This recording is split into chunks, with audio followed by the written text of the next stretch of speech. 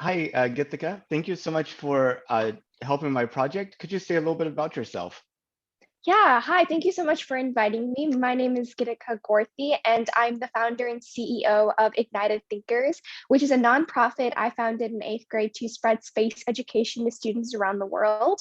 And I'm also a rising senior at Chantilly High School, which is in Northern Virginia. And I was reading on your website, ignitedthinkers.com.org, and you credit your interest with getting into rocketry to a particular teacher in middle school. Yes, yeah, Mr. Anderson. I was always intrigued by space as a little kid. However, I never saw it as like an attainable career when I was a little kid. I don't know, it just seemed so like out of my reach. And luckily in middle school, I accidentally, because of Mr. Anderson, he was my tech ed teacher, I joined Rocketry Club. And I didn't know people could build rockets in seventh grade, but I ended up joining and I used to build model rockets every single day, around 3 to 4 hours just with him in his tech ed lab. And I absolutely fell in love with rocketry, model rocketry in space. And he started to like educate me during those sessions. And I realized how attainable space really is. And, it's not something that like only geniuses need to be a part of, but something that like a normal student could be a part of. So that's what really got me into space. And I'm very thankful for Mr. Anderson because that's the exact reason I wanted to create Mr. Anderson's all over the world for students around the world because not everyone has the same opportunities that I may have had. So I wanted to create Ignited Thinkers to serve as that Mr. Anderson for other students. That's pretty amazing. And you say you started this in eighth grade, so this is like third, fourth year doing it? Yes, yeah, it started slow, but I'm starting to like get more comfortable working with other individuals. And so yeah, it's been a great journey throughout the years. Yeah, it's really crazy how far in a few years, I've gotten to meet so many amazing people. Um, So maybe you could talk about the rockets you build. Like what's different about them? What are kind of your goals? What are you exploring? That type of thing. Yeah, so in seventh and eighth grade, I used to use like the model rocket kits from Estes, and I used to try to manipulate them using the laser printer my tech ed room had. And so I would try like designing my own types of fins and testing them out.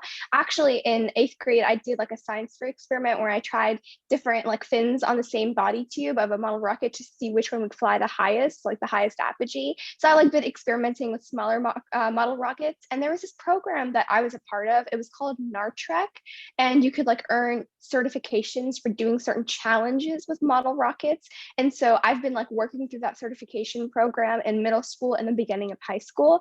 And I actually want to implement this program in other schools in my county and maybe, further out, because I think it's a great way to make foster innovation for younger students to be like, oh, I'm going to try building this really cool rocket that can go this certain height, or I'm going to try building a rocket only with these limited supplies. So I think it's a great certification program. So I've been really working towards that. And now I'm currently trying to earn my high powered rocket license now that I'm past 16. And so I've been working towards that. The COVID has kind of stopped me just because I don't have access to as the lab materials that I wanted to have to build a rocket, but I'm still working on it. And so basically that's kind of my rocket journey. However, in 10th grade, I'm also interested in medicine and biology. Ever since maybe fifth and sixth grade, I've been intrigued with neuroscience, the brain, just the human body in general. And in 10th grade, when you're in high school and you start thinking about careers, I was like, I love space, absolutely love space. And I love medicine. I don't want to give up on either. And I didn't, obviously, I can't do like two different, I mean, I could do two different degrees, but it just seemed really difficult. And then I started researching, and one day, accidentally on Google, I just searched up, not accidentally, but like randomly, I searched up space and medicine, putting those two words together, and I realized it was a real career and that people could be space medicine individuals. So you can become a doctor, but you can work on airspace medicine research. You can work with astronauts. You could go to space. And I'm an aspiring astronaut as well. So when I heard that that was a real career, I like knew this is what I wanted to do. So apart from building rockets, ever since 10th grade, I started getting involved in doing more space medicine research. So I worked with different professionals, like from the Baylor College of Medicine, Brown University, I worked with different individuals to conduct different research, write white papers and manuscripts. And I even was an intern at NASA Gene Lab this summer. And this is where we talked all about space biology. I even wrote a research proposal about an experiment that should be conducted at NASA Ames Center. Still waiting on the results of who won, but it was still an amazing experience. And so I kind of solidified that I wanted to potentially work at NASA or other space companies, but go into space medicine and go into that direction of research. So that's kind of a little bit about my interests. And hopefully that kind of gives you an insight.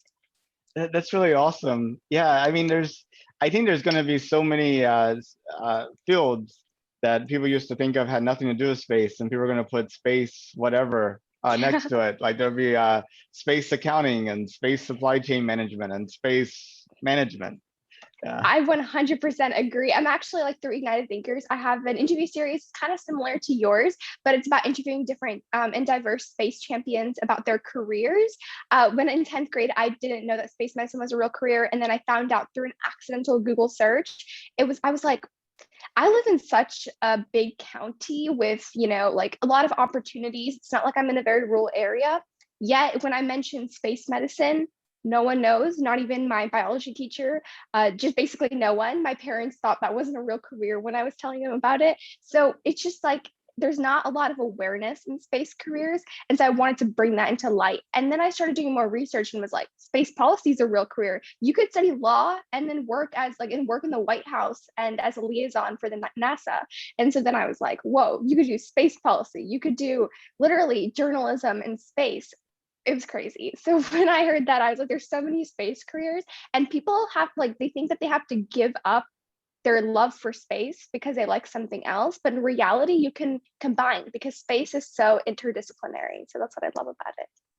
And plus, whenever you're like a pure specialist in something, the competition is so much. But in like these combination fields, you offer unique value, and you could carve out a unique place for yourself. Exactly. That's what I love about it. Yeah. So what's the most interesting payload you've put on a rocket? I've not actually put any payloads on a rocket before. I haven't built those big of a that big of a rocket yet. I would probably so I told you I was working with Mr. Anderson, and he sent a lot of payload up, and mostly it was all technology just to get a digital view of how it's up in the sky. They had a bunch of equipment to measure the height and different angles of the sky and the flight itself. However, I've never sent any, so it's still something that I want to do in the future, but haven't had a chance to do yet. How many of your rockets have ended up in trees? Oh, quite a few. Actually, one of them went past a fence and into someone's backyard. So I so at the back of my middle school, there was a huge field. It was like a soccer field / football field. And we actually have an airport near our area. So 10-minute distance. So there were only certain days that we could fly model rockets. And so those days I would go to the back of the field with my teacher and just launch it. I wouldn't use super heavy motors just because there was an airport nearby. So there was a limit to, I think, a B motor, which is the second level. So there's an A motor and then a B motor. And so that's kind of the highest I ever went. And even then, because of the wind, it would flow past all these houses. And I would just run all the way and come back and get the rocket. And then sometimes it'd go on top of the school roof and I would just never get it. So it's just a memory of me forever at that middle school, I guess. But yeah, definitely there's been lots of rockets missing. But I think that was the fun part, being trying to go fly, run after your rocket. I think as a 7th grader, that was the best thing ever. I literally do that every day after school. So it was part of the memories, I guess. That's pretty neat. I've seen that they've had various things caught by helicopter, canisters returned from probes, and Rocket Labs is planning to retrieve their first stage in the air from a helicopter. And United Launch Alliance talked about kind of taking their rocket engines off of the Vulcan after it took off and capturing them with parachutes. So what I'm about to say may not sound so crazy, but have you ever thought about using a quadcopter to actually, with a long pole or something, to actually capture the rocket as it's coming back before it like gets into anything. I have never ever thought about that. That's very interesting. I'm gonna have to look into it because I've never heard of this before. So that's really cool. I have like I'm gonna research it the moment we get off. But yeah, that's really cool. I've never done that before. Um, and you've done these rocket camps all over the world, specifically in Virginia, and then also in, you know, where your family comes from in India. Yeah, yeah. So my first event was in India. So I actually have a acquaintance here that I know. Her name is Dr. Shirley Scribner, and she's a professor at a community college. And so I met her, and I was mentioning her about my interest in space and how I really want to start, this nonprofit organization. I'm in the works of doing it. I'm trying to look like a first event that I could do. Again, this is pre-COVID, so this was back in 2018. And I was like, yeah, I'm gonna do it. And she was like, she has orphanages. I didn't know about this. She has like orphanages and homes across the world, in Africa, like 2 3 in Africa, a few in India, even a few in some places in Europe. So she's really heavily involved, and she fully funds these orphanages by herself. And she's such an amazing, great woman. I really greatly look up to her. And so anyway, I was telling her, and she was like, these kids never have any extracurricular STEM opportunities at all. They're literally just, they go to school. And this too, in India, there's government schools. I mean, just kind of here, like public schools versus private, except in India, everyone practically goes to private school. Public and government schools have very low quality education, especially in some places in India. And so when she was saying these kids, they don't have these opportunities, they have very low education, they're kind of always stuck in one place. I would love if you could go and do an event.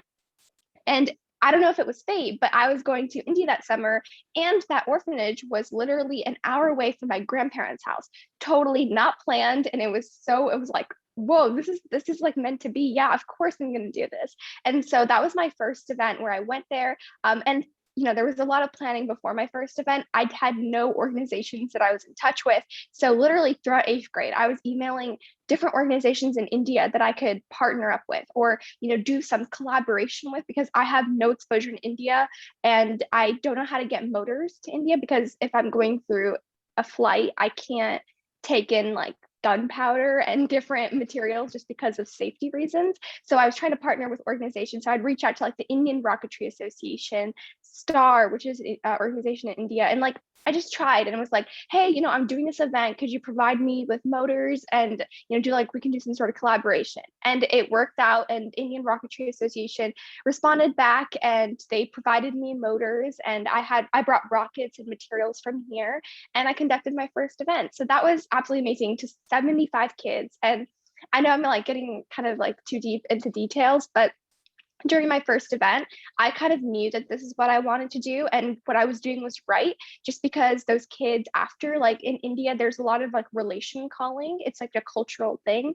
And they would all call me like, hey, thank you so much, sister, for doing this. I like, I'm so thankful that you're here. I want to become like you when I grow up. And I like look up to you. And they would call me like their bigger sister. And that was like the best moment of my life, probably to this day. I like always like look back to those memories fondly. And I've always wanted to go back, but I never had the opportunity because of COVID as well. But I wanted to do those continuous workshops. And then I came back, and then I started looking for more companies to collaborate with, or organizations to collaborate with. So I've had a lot of partnerships that I established, and I've been trying to conduct webinars and workshops off of that. So this year and last year, I've been focused on Title I schools in America. I've been trying to go to schools or like do webinars and talk to them about the opportunities that exist beyond what we think. I feel like there's a lot of stereotypes in space that are starting to get broken down now, which is amazing. But people, when they think of space, are like super smart rocket scientists, geniuses, but there are rocket scientists, but there are also other careers that people need to take into consideration that's almost forgotten sometimes. So that's kind of what I try to bring into light and ignite their passion for space. Another thing that I'm trying to do is work with an organization here that has partnerships in Europe, so schools in France and Spain. So I'm trying to see if I could do like a global like program with students here and students there. So again, a lot of things that I'm trying to get to work. Of course, it's very difficult to make dreams or goals into actually attainable things. So that's kind of what I'm trying to do right now. But yeah, definitely, trying to go global with what I'm doing. Have you been able to recruit some of your peers to help you out? Yeah, see, a lot of my friends are not very into rocketry. I think that's been like another thing. A lot of students are into STEM, but not necessarily space or, rocketry. And so when I ask, like, are you interested? They're like, oh, that's not really my thing. I don't know if I could educate others on a topic that I'm not aware of. So I found it like difficult to go that route. So right now it's kind of like a solo thing, but hopefully in the future, I hope to like create chapters and like, something like I just want to create something more sustainable, which I'm working on right now. So hopefully we can go in the route of starting chapters. I've had a few people actually reach out to me to start chapters and be like, I'm really interested. Can I start this in my school? However, I never got around to doing that. I want to have a lot of like, I want to have a solid base first before I start chapters because I want to be very organized. I'm a very type A person. So I find to myself to be very organized. So I was like, maybe next year when I go to college and I have a more solid base on Ignited Thinkers, then I can start opening up chapters. So that's definitely like an idea I have in mind. Now, you mentioned a lot of your friends are into STEM, but not into rocketry. And I imagine a lot of them also took Mr. Anderson in middle school. Uh, Yeah. so I guess, oh, what about them made them immune to his interest? To, Yeah. Okay. So Mr. Anderson, he was like a tech ed teacher, right? And a lot of people, took his class for the engineering aspect and also they didn't take his after school rocketry club. So I remember there was the sign up to join Rocketry Club. Only 20 people could get into the club. And Mr. Anderson, he was telling me actually the day before, Gitika, you should join because I think he might have saw my like interest in engineering. Then in seventh grade, I was exploring practically everything. So maybe he saw that and he was like, you should sign up. And so I was like, okay, yeah, I'll sign up. And the next day I was kind of on it. There was 15 spots and I was one of those people. Again, it was very limited. So I guess that's probably one of the reasons. But the 15 people that were even in the club, I found myself to stay 2, 3 hours after the club. Um, Club meetings were every Monday, but I would go Monday to Friday for 2 to 3 hours whenever he was available, which was basically every day because he was an amazing teacher who always found time for me. And I just did it. I think it was maybe it was a personal drive, I guess. It was something I've always been interested in. I was a Air and Space Museum kid. I used to go there literally every weekend because I live an hour away from DC. Um, and so maybe like that was like an innate curiosity that I had that pushed me to stay after school with him every single day. But I'm not sure if that was just a personal thing or maybe I connected with Mr. Anderson better. I'm not sure what it was that drove me, but I knew that there were few kids out there who are probably like me, where if they were not given an opportunity, they probably would go to different tracks. So, for example, if I didn't have the middle school club, I'd probably go into just becoming a doctor, going into medicine, just kind of like a straight field. But I probably wouldn't have put in the factor of space just because I would have thought, oh, this is like not real, it's not attainable, but it is. And so none of my parents are in the space industry as well. So my parents are like, my dad's in programming and computer science, my mom is in economics. And it's like there's no science really, and there's no space at all. So it's like, for someone like me to get into space is like, how did you get into it? So I think there's kids out there like me that I wanted to reach out to. I'm not sure what made the other students not get into rocketry like I did, because I think it's amazing, but I guess it's just probably like a personal drive I guess I had. yeah, no, that is amazing. And I'm kind of curious. Did you know that NASA is planning to send astronauts to the moon in 2024? Yes, of course. I've been keeping up with it very well. It's very, very exciting. I think the name is creative, like the whole Artemis mission, like his twin sister of Apollo. I think that's amazing what they're doing to bring more diversity to the moon. I knew about it. Yeah, I've been keeping up with it. It's very exciting. Do your friends know about it? That's a good question. If I had to guess, I don't know for sure. I would assume that they don't, because again, I told you they're not big space fans. I'm sure the people in my school who are space fans, like people in the astronomy club, probably know about it. But like the rest of the students, I highly doubt they would. And I guess you're probably excited about the idea of astronauts going to the moon and exploring that type of thing. Yes, of course. I think that it's been a while now, and it's time to go back. I think obviously, our whole drive to go to the Mars is also exciting, but I think kind of taking a step back and going back to what we did before and making sure, just like advance or like create a solid base of what we already have before we try to go somewhere even further. So I think it's amazing what we're doing on the moon. Potential, I don't know if colonization is really attainable or possible, but I think it would be cool to explore the opportunities that exist there. Yeah, I think it's amazing what they're doing. And do you think your friends would find it amazing if they knew about it? 100%. I mean, I think everybody loves space. If there's a space launch, I think anybody would be excited. I don't think there's a reason not to be. I don't know if they would know the value maybe of traveling to space. They might question what's the purpose going to the moon if we already been to the moon. I don't understand. We could just spend that money on other things. I think that's a concern that they might have. But I think they would still be excited if they knew the value, the scientific value that we have behind going to and exploring space.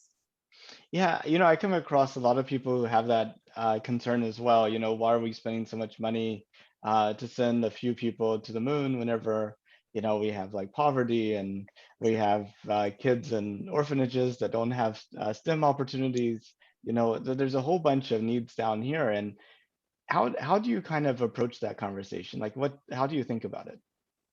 Yeah, I was on the other end, like a few years ago. Again, before I got into space, I used to kind of also think like, there's so many problems and NASA has such a huge budget. What are they doing with billions of dollars per year when there's so many problems that can, be fixed here? So I was on the other side. I understand that perspective. I totally understand where they're coming from. But now that I like immersed kind of into the space industry, have been doing a lot of reading, there is so much value in space exploration. I mean, whether it be something simple as using your phone, I'm a new driver, so GPS, like literally it's life-saving. But let's not even think that, too tech. Let's think the basic simple life. To communicate with someone that you want to talk to for your work, maybe. Like you're telecommunicating during the pandemic. We're able to sit in our homes and I'm able to talk with you and I'm able to, everybody's able to talk with other people and still have that connected world because of space technology. Space has allowed us, it has given us that room of, place to experiment. I think in the real world, though, in school, we can experiment and make mistakes and we can have another chance and innovate. And in the real world, that's possible through the space industry. The technology we've created, whether it be solar panels, for example, solar panels were basically derived from space exploration missions to see how we could keep different like satellites, for example, running in space without like conserved energy. So I think the concept of environmentally friendly things like solar panels or technology we have, or even the medical advancements that are happening. There's been a lot of research in the ISS, scientific experiments that are being conducted on different cancer cells, for example. And we're able to learn about these cancer cells because of how they behave in microgravity. We're taking gravity out of the equation. And that helps us understand how to create better treatments here on Earth for cancer and how it behaves inside of our body. So I think there's different advancements people are just not aware of that space is giving us the opportunity to explore that'll help us create a better life here on Earth for all of us. If we understand other planets, I think Elon Musk put like a tweet out the other day where it was like, if we want to understand more about our planet, we have to understand what our planet might look like in the future. And so exploring different planets like Mars and understanding what might have happened to it will help us kind of have a head start into understanding what needs to be done to protect our planet here. So I definitely think there needs to be an importance on Earth and like conserving materials here on Earth, but also investing in space is added to this initiative. Yeah, I think you make a really good point about GPS and communication satellites and weather satellites and exploration and things like that. But there is a group of people who would say, yes, all that's true, and the value of space is very good, but you don't need to send people to get that value. Like the GPS satellites are launched on uncrewed rockets, and there's no people involved. Same thing with communication satellites. And for the cost of sending like one mission to the moon, you could probably send a dozen robotic missions, and you could leave them up there forever. So I was wondering if you saw some specific value in actually sending humans to space. Yeah, I would say there's two main things that pop up into my head. That's a very good question. I haven't thought about that aspect, but listening to that question, there were two things that got into my mind. The first one was the medical aspect. As someone who wants to become a physician, an aerospace physician, the first thing that pops into my mind is space gives us an opportunity to learn more about the human body. Right now, we've been doing research for centuries on the human body here on Earth. However, in different environments, seeing how bodies react, I think would be interesting to see if we can learn more about relationships between genes. Like I told you, I was doing an internship at NASA, and I was comparing Drosophila, which is a fruit fly, the heart genes in space flight compared to ground control. And I was comparing the relationship between certain genes of how they behaved in space versus on the ground. And I realized there's differences, and those differences will help us understand what is important in our human body and what is not for essential survival. So I think that'll help us learn about more of the medical advancements. But putting that aside, I think I think sending robots to space kind of makes us feel disconnected with something that's beyond our planet. I think sending humans to space will allow us to see, I think, and feel more connected and also excited. When people see rovers launching, there's probably less traction to the news than when there's people going to space. I think with the whole commercial launches and space tourism and commercialization, I think the excitement that sending humans to space, I think, is just mind blowing, and people are excited about that. Also, seeing our planet from a different view, a different light, I think will, like, through commercialization, will help people understand the beauty of our planet and how connected we are. And I've interviewed an astronaut before, and he was saying how when he knew, like, the world, we're all connected, we're all diverse, but we're all human. But when he went to space, that just solidified so much for him, and he wanted to share that here on Earth. So I think sending humans rather than robots first makes it more believable, realistic, and real, and also excites more people to get involved in space. So that's my personal opinion. But again, that's a very good question, and so definitely needs to be thought through. You talked about gene expression being different in space versus on Earth, and you started talking about some of the psychological impact of being in space has on humans.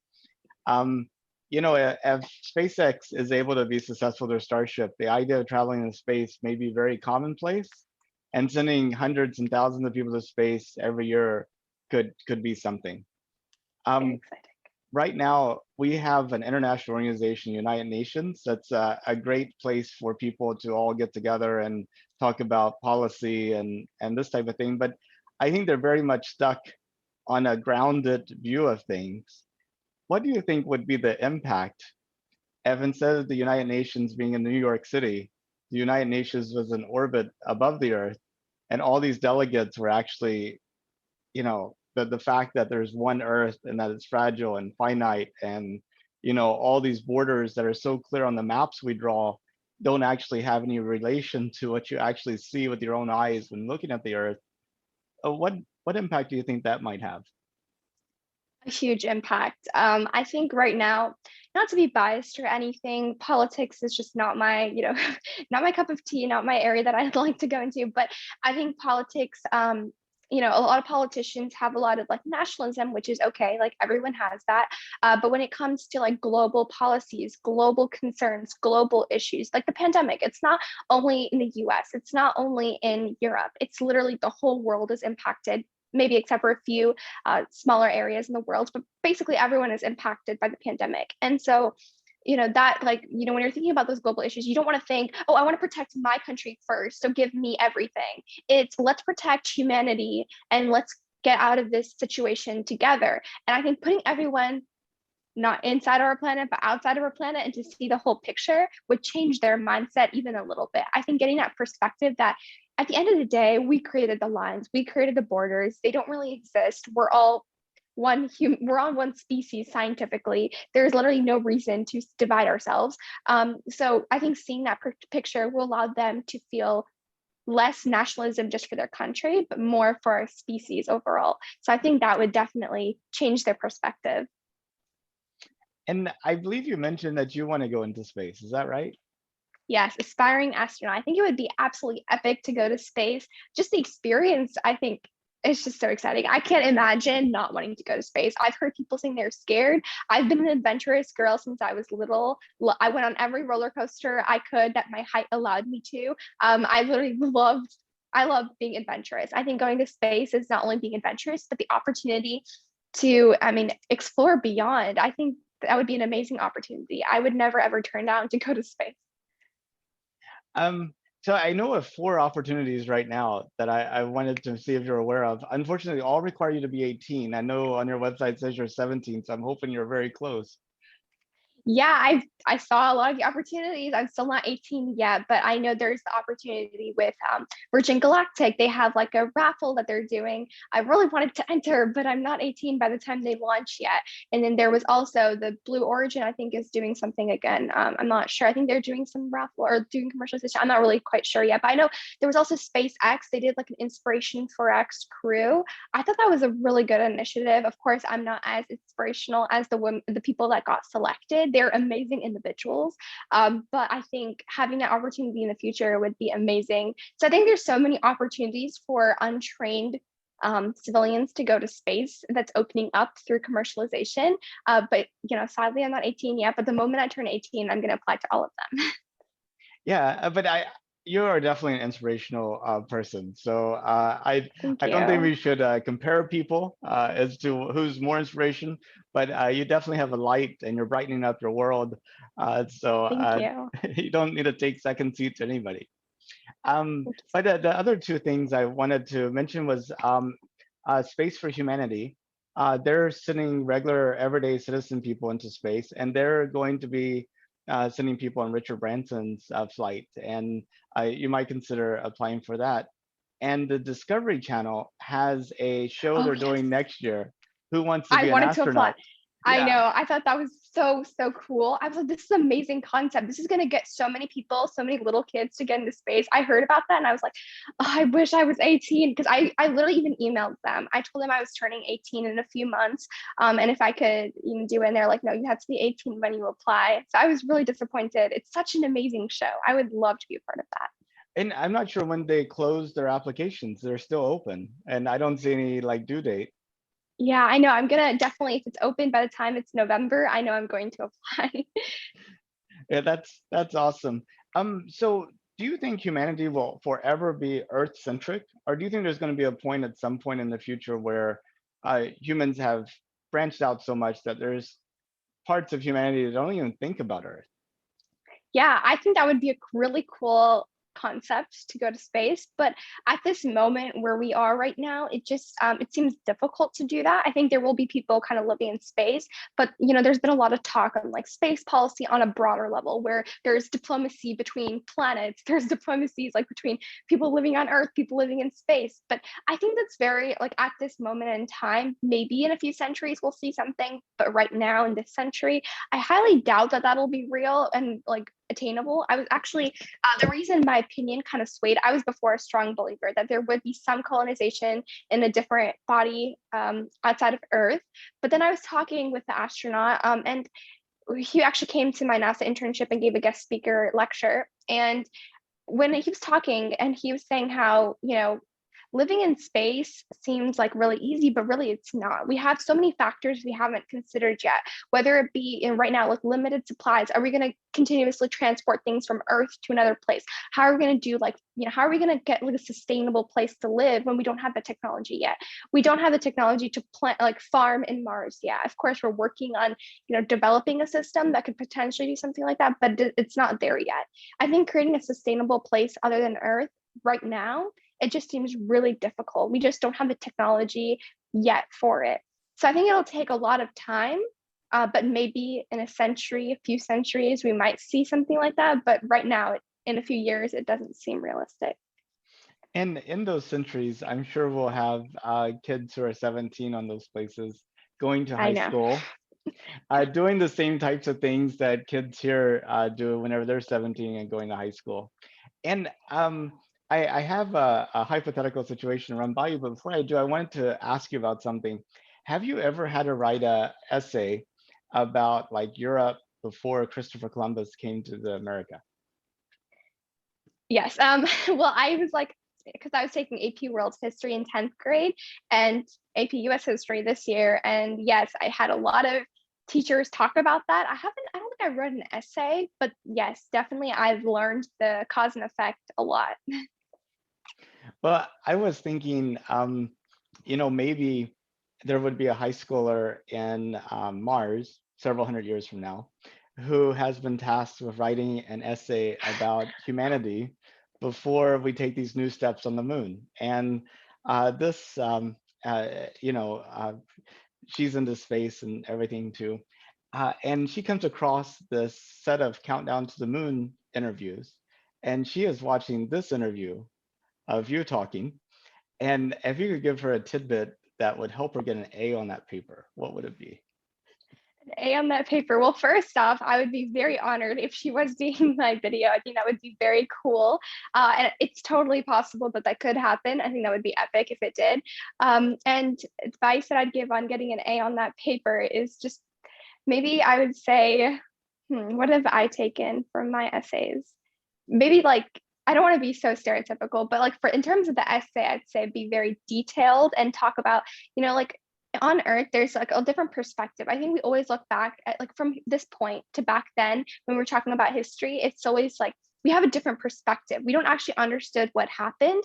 So to get, be detailed and not having biased opinions in your essay and talk really honestly about the things that were happening. I think it's easy to just read the textbook and be like, this is what happened. But there was so much beyond that. We see billionaires going to space right now, but there's so much more happening beyond that. We don't know. I mean, there's different reasons for them going to space, and obviously monetary value is one of them, but that's not the one that's going to be stressed on the news. I think there's a lot of biases in general, and I think taking those biases into account and having an essay that can account for all those biases is going to allow for the most value in your essay. So I think that's the advice that I would give. Well, good deal. Now it's up to her to take it the rest of the way. Yeah. Yeah, There's that's a only very good question. there's only so much we could do. Yeah.